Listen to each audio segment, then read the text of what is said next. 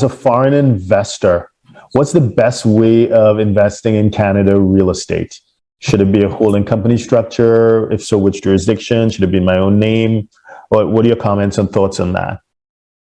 To answer that question, that's a broad question because you have to know a lot of facts. In other words, the foreign investor, what country are they?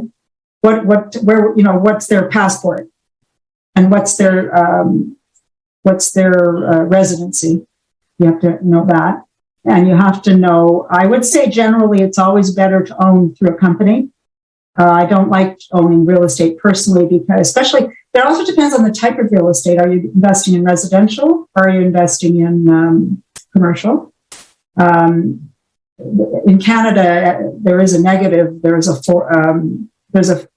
tax on in British Columbia and Ontario.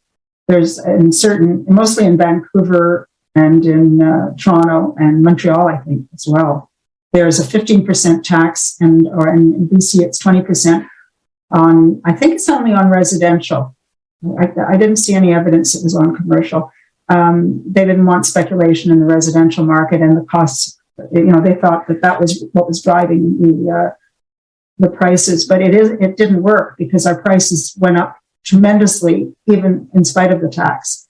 So it's just a big hit, 15 or 20%. Also, a lot of the foreign investors got around it by just making a deal with the Canadian and having them buy. So there wasn't much compliance. I don't think the government really made a lot of money from it, and it caused a lot of problems. So, but I would say you should always own in a company. Residential because of the exposure, in case there's an accident or something.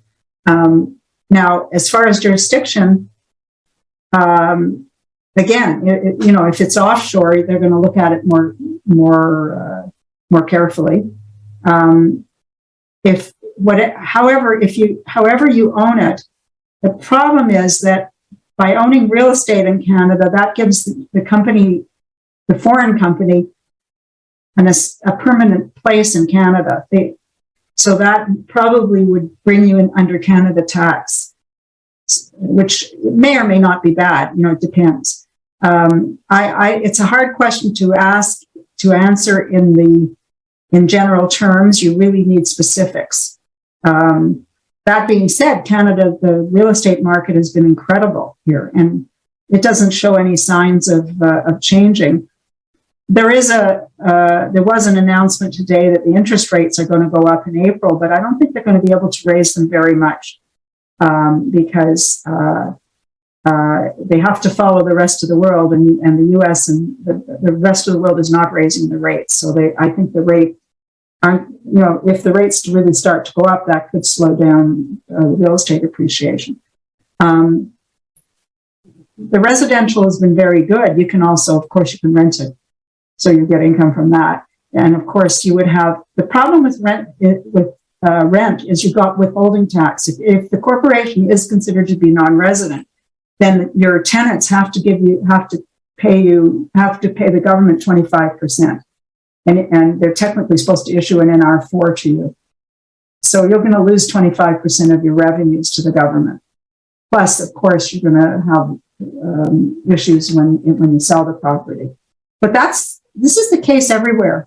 It's not any different. I don't think it's any different in the U.S. I think you look at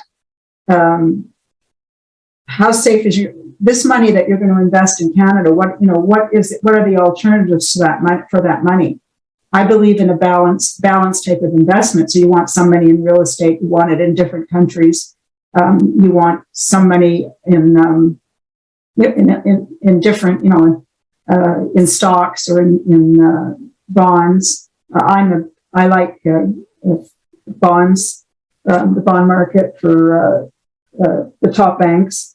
So that you can look at something like that. You can look at treasury bills in the U.S. The interest rate is lousy, but they're a terrific investment as far as they hold against inflation. It's one of the solidest investment. So real estate should be a piece of your portfolio. it depends. But to give any more advice, or not advice, pardon me, to talk about this topic, you really have to have a situation, specific countries and specific people to see what the best way to structure it is. I think there's room, although our Canada is catching up, hasn't caught up to the rest of the world in our values. We're still a bargain, even though we don't think so in the country, but outside, and especially with the Canadian dollar being so low, even if you have to pay tax, the difference in the buying power of your currency coming from the US or Europe is so much stronger. And then, of course, if it's coming from Asia, you've got the tax haven. And Canada's been is a pretty solid country as far as the way it's managed. At least it was. Like, sure, now we never had all this debt before, but I guess we'll manage it. Our country has tremendous natural resources which are not being developed, and we hope that's going to change, and that maybe will offset the tax rate eventually. So that's the answer. I think I can't really say more than that about specifics, I don't think. Okay, that's great.